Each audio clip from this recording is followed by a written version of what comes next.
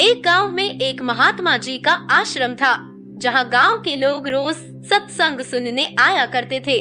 प्राचीन समय में लोगों का जीवन बहुत ही सादा और शांति से भरपूर था। घर के पुरुष अपना दिन भर मेहनत कर धन अर्जित किया करते थे और थके हुए जब सांझ में घर लौटते तो भोजन आदि कर अपने परिवार समेत महात्मा के आश्रम में प्रवचन सुनकर मन को आनंदित करते थे। उसी आश्रम में एक सेठ जी भी आते थे। वो पेशे से जोहरी थे। उनका जीवन बहुत धन विलास से पूर्ण था। वे रोज महात्मा जी का सत्संग अपनी पत्नी के साथ सुनने आया करते थे। एक रोज सायंकाल का समय था। महात्मा जी का सत्संग चल रहा था। सत्संग का मूल विषय था लोभ। लोभ एक ऐसा विकार है जो इंसान के विवेक को खत्म कर देता है और उसे नीच से नीच कर्म भी करने में इंसान सोचता नहीं है। महात्मा जी ने कहा, हमें कभी किसी वस्तु और सांसारिक सुख के पीछे पागल नहीं होना चाहिए। प्रभु जिस विधि रखे उसमें ही संतोष करना चाहिए। काम क्रोध अरुलोभ की जब लग घट में खान। तुलसी पंडित मूर्खा दोनों एक समान। महात्मा जी ने कहा कि लालच बुरी बला है। लालच के बस आकर इंसान अपने इंसान होने का आभास भी विसार देता है और विचारहीन होकर कुछ भी कर जाता है। सेठ को ये बात कुछ जची नहीं। उसने महात्मा जी से कह दिया, महाराज आप जो कहते हैं लालच बुरी बला है, सो मुझे बताएं ये लोभ है क्या कोई वस्तु? इसका कोई सीधा रूप दिखाएं। महात्मा ने कहा, पुत्र फिर भी आपको इस बला का सीधा दर्शन कराएंगे। कई दिन बीत गए। महात्मा को सेठ का प्रश्न भूला नहीं था। उनके आश्रम में एक कुत्ता रहता था। गांव के कई समर्थ और अमीर सेठ साहूकार सत्संग में आया करते थे। एक दिन महात्मा ने अपने एक श्रद्धालु जो साहूकार था उनसे कहा, मुझे कुछ समय के लिए एक कीमती लाल रूबी चाहिए। उस भक्त ने बिना कुछ पूछे ही दूसरे दिन पर महात्मा को कीमती लाल रूबी लाकर दे दिया, जो लाखों की कीमत का था। महात्मा ने वो लाल रूबी उस कुत्ते के गले में एक धागे में डालकर पट्टे के समान बांध दिया। रोज की तरह जब सारे गांव के लोग सत्संग सुनने आश्रम में पधारे, सेठ भी सेठानी के साथ आया। महात्मा जी ने सत्संग आरंभ किया। कुत्ता भी सत्संग में सब लोगों के पीछे एक कोने में बैठा था। सत्संग के बीच में ही जौहरी सेठ की पत्नी की नजर उस कुत्ते के गले में बंधे लाल रूबी पर पड़ी। वो आश्चर्यचकित हो गई। सेठानी ने अपने पति को इशारा किया कि वो कुत्ते के गले में पड़े लाल रूबी को देखा। उन दोनों की आंखों में लाल रूबी को देखकर चमक आ गई। वो लोभ के जाल में फंस चुके थे। सत्संग समाप्त हुआ। सेठानी ने एक कोने में सेठ को ले जाकर कहा, कितना सुंदर लाल है, काश ये आप मुझे लाकर देते, ये मेरे गले में कितना सुशोभित होगा।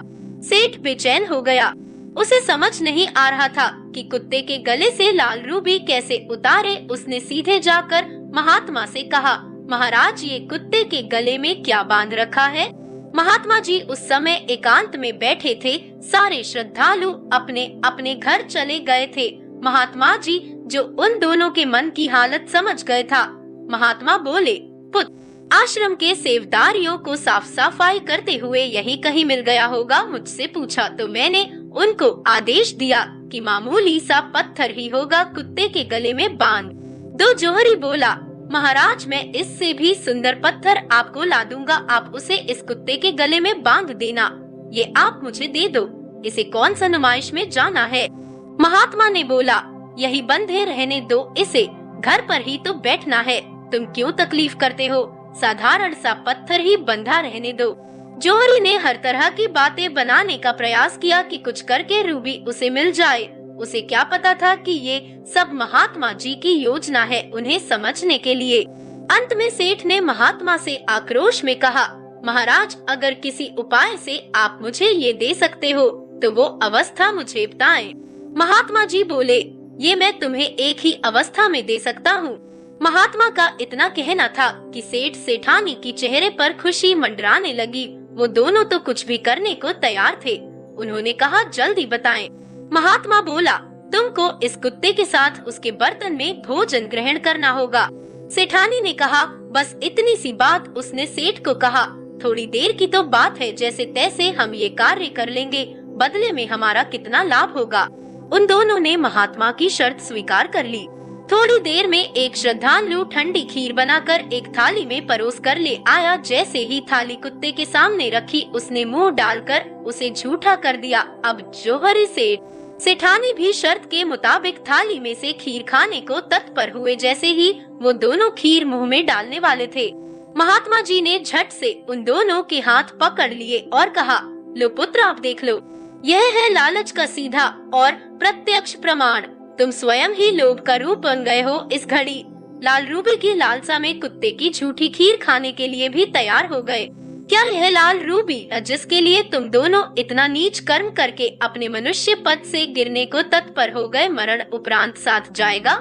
जौहरी के मस्तिष्क में एकाएक अपना पूछा गया सवाल आ गया, जो उसने अहंकार वश महात्मा जी से पूछ लिया था।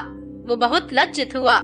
वो और उसकी पत्नी शर्म के मारे नजरें नहीं उठा पा रहे थे। उनकी आंखों से लज्जा और अपराध भावना के आंसू जारोजार गिरने लगे। उन्होंने महात्मा से माफी मांगी और उनके चरणों में गिर गए।